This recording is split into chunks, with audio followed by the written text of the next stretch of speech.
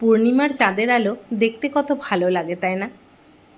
দেখবে, আমাদের মন যখন খারাপ থাকে, মন দুঃখী থাকে, তখন একা একা পূর্ণিমার চাঁদের দিকে তাকিয়ে কিছু গল্প করলে, তার সঙ্গে কিছু শেয়ার করলে, দেখবে মনটা অনেক হালকা হয়। আমরা সবাই একটা উজ্জ্বল চাঁদের মতো, যদিও আমাদের অনেক খারাপ দিক রয়েছে। দূর থেকে চাঁদ যেমন মায়াবী লাগে, আমাদের জীবনের সব কিছু দূর থেকে তেমন মধুর মনে হয়। কিন্তু আমাদের জীবনে অনেক বাধা বিপত্তি, সুখ দুঃখ থাকে। চাঁদের পূর্ণিমার আলোয় প্রকৃতি যেন একটা স্বর্গীয় রূপ নেয়।